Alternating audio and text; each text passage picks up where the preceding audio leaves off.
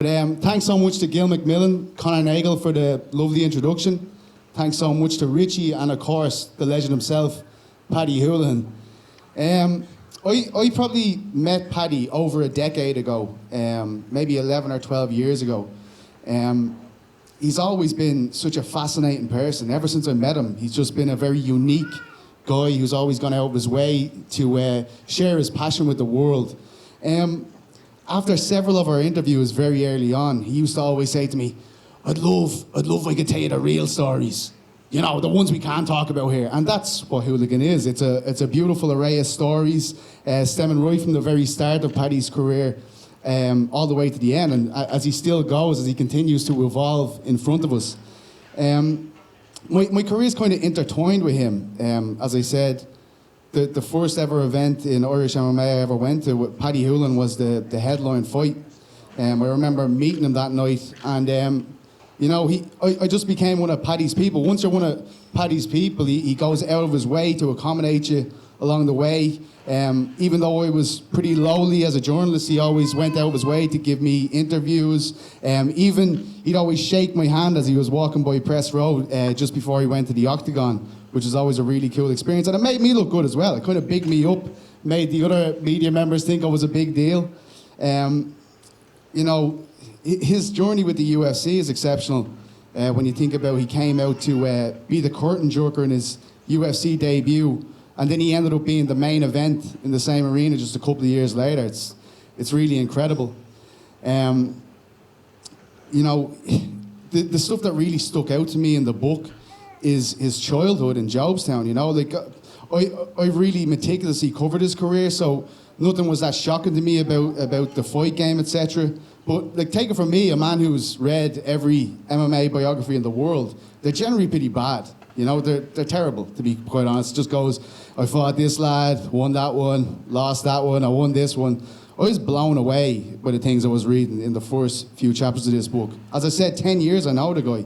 I'd never heard any of these stories. He told me he had them. I always knew he had an exceptional story, but it was genuinely picking my jaw up off the ground, reading about his early childhood. And really, when you read those things, you know that it was his upbringing and the adversity he went through as a young man, a child and a teenager, that really gave him his fight. Although he had exceptional coaches, training partners, a lot of them are here tonight.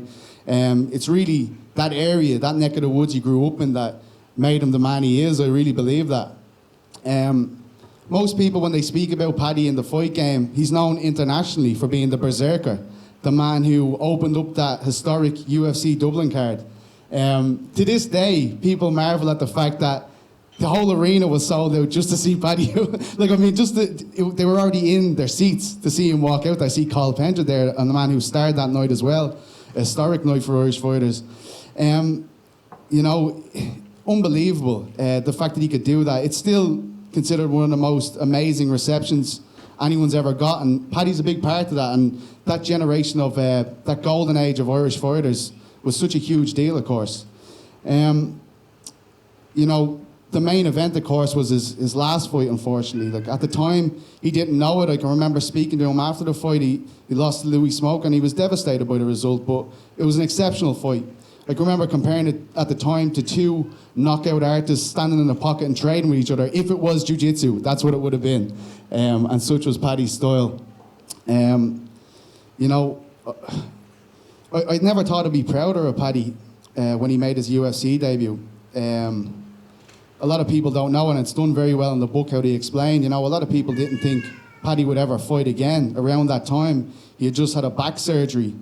Things weren't going well. I stopped asking Paddy, was he going to be on the card, because I was so worried about it. You know, I started to feel like I was kind of crossing the line a little bit by asking him, and then to see what he did that night, to set off that night in just such tremendous fashion, was unbelievable.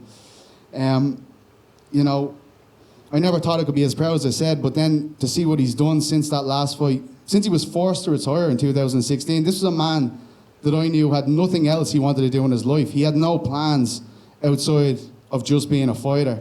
In 3 years, he's gone from being Paddy Holohan, the fighter, to Paddy Holohan, the gym owner, to Paddy Holohan, the coach, to Paddy Holohan, the podcast host, to Paddy Holohan, the politician, and now Paddy Hooligan, the author. So I think we should congratulate him on that. It's absolutely tremendous.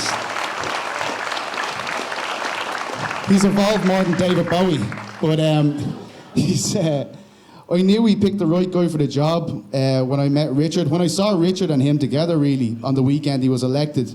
Even seeing him with the baby, with Shamey, seeing him with Chelsea, how they acted, I knew that he could put down something that he could really trust each other. And I think this book is a symbol of the trust and the bond that they created while they were writing this book. It's fantastic. But that's really all I've got for you here tonight. I'm very proud to welcome Mr. Richard Barrett and the living legend, Paddy Hooligan, to the stage to tell you a bit more about this bad boy. Didn't even need it. Didn't even need it.